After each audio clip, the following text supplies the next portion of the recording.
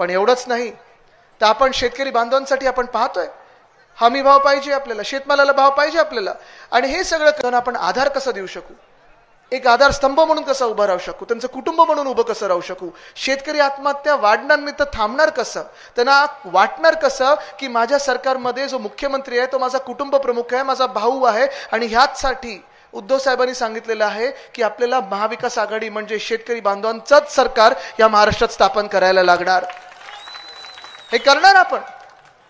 पण आज असं मी आपल्याला विचारलं की शेतमालाला भाव मिळतो का, खतपाणी वेळेवर मिळतं का, जीएसटी मिळतो का, तसं मी तुम्हाला दुसरा प्रश्न विचारतो. जे शेतकरी बांधव इथे आलेले आहेत, तुमच्या घरातली पुढची पिढी जी आहे त्या पुढच्या पिढीसाठी म्हणजे युवा जो वर्ग आहे त्यांच्यासाठी तुम्हाला असं कधी वाटलंय का की त्यांनी परत शेती करावी, वाटतं का त्यांनी शेतकरी बनावं, का नाही वाटत तो कोणी सांगू शकेल का समोरून, काय काय. तसंच महाराष्ट्रामध्ये गेल्या 2 वर्षात मी जो लढतोय, झगडतोय, नडतोय या सरकारला, या राजवटीला, सगळे हमले पुढून मागून वार घेऊन अंगावर जो लढत आहे ते ह्या तरुण तरुणींसाठी लढत आहे. कारण जसं तुम्हाला वाटतं आपल्या जिल्ह्यात MIDC आली नाही, तसं महाराष्ट्रात कुठच्याही जिल्ह्यात जातो मी, कुठच्याही जिल्ह्यात जा आणि कुठच्याही जिल्ह्यातल्या तरुण तरुणींना विचारा, युवा युवतींना विचारा, ते तुम्हाला सांगतील या राज्यातले सगळे उद्योगधंदे, या राज्यातल्या नोकऱ्यांच्या संध्या, जवळपास 5 लाख नोकऱ्यांच्या संध्या या भाजपा सरकारने आणि एकनाथ शिंदेनी नेल्यात कुठे, गुजरात. बघा, म्हणजे इथे MIDC नाहीये, इथे मोठे उद्योग नाहीये, पण तुम्हाला सर्वांना माहितीये की चोरी कशी चालली, आपल्या राज्यातून हिसकावून कसं नेतात. आज मी पाहतोय आपल्या राज्यामध्ये वेदांत फॉक्सकॉनचा प्रकल्प असेल 2.25 लाख कोटीचा, आपल्या महाराष्ट्रातल्या 1 लाख तरुण तरुणींना नोकऱ्या दिल्या असत्या, तो नेला कुठे त्यांनी, गुजरात. बल्डर पार्क आपल्या राज्यात आला असता, 75,000 तरुण तरुणींना नोकऱ्या दिल्या असत्या, नेला कुठे त्यांनी. मेडिकल डिव्हाइस पार्क आपल्या ऑरिक सिटी मध्ये आले असता, इथे मराठवाड्यात आले असत्या, जवळपास 60 ते 70,000 तरुण तरुणींना नोकऱ्या मिळाल्या असत्या, नेला कुठे त्यांनी. सोलार एनर्जी इक्विपमेंट पार्क नेला कुठे, गुजरात. आणि सगळ्यात भयानक, सगळ्यात वाईट गोष्ट प्रधानमंत्री महोदयांनी ही केली की मागच्याच आठवड्यात म्हणजे आपल्याकडे निवडणुका लागल्यानंतर तिथे गुजरातमध्ये त्यांनी रोड शो काढला, बरोड्यामध्ये रोड शो काढला. कशासाठी माहितीये का, कारण इकडचा एअरबस टाटाचा प्रकल्प तो देखील नागपूरमधून उचलला त्यांनी आणि नेला गुजरातकडे.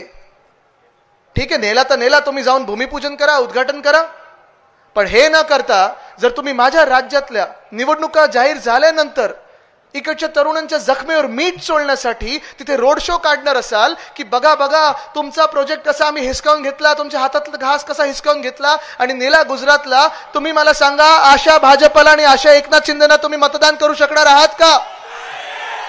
म्हणजे खरं तर ह्या जिल्ह्यात त्यांनी MIDC जी आणायला पाहिजे होती, ह्या जिल्ह्यातल्या तरुण तरुणींना नोकऱ्या ज्या द्यायला पाहिजे होत्या, ह्या महाराष्ट्रातल्या तरुण तरुणींना नोकऱ्या द्यायला पाहिजे होत्या, सरकार ह्यांनी त्यांचं बनवलं, गद्दारी करून आपलं सरकार पाडलं.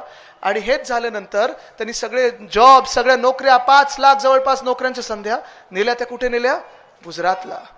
गुजरातची माझं काही वैयक्तिक भांडण नाहीये, ना माझी तिथे जमीन आहे, ना काय आहे, ना काही आहे, 1 इंच आपलं काही भांडण नाहीये.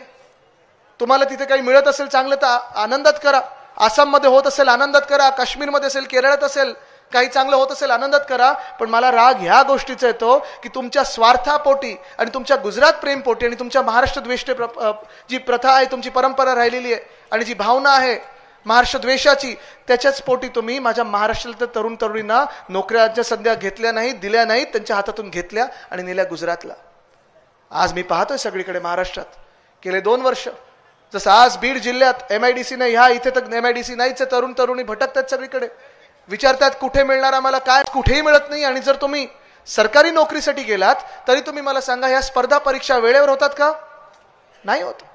मराठवाड्यातून कितीतरी मुलं मुली मी पाहतो, पुण्याकडे असतील, आपल्या मुंबईकडे असतील, मुंबई ही तुमची राजधानी आहे, अदानीची नाही, ही आपल्या मराठी माणसाची राजधानी आहे, महाराष्ट्राची राजधानी आहे, जी भाजप अदानीच्या घशात घालत आहे, तिथे देखील लढत आहोत. पण सगळं काही तुम्ही देणार असाल अदानीला आणि माझ्या महाराष्ट्रातला तरुण तरुणी हे बेरोजगार राहणार असतील तर हे चालणार नाही. एकनाथ शिंदेना असेल किंवा भाजपला असेल, तुम्ही कधी आयुष्यात मतदान करू शकणार आहात का.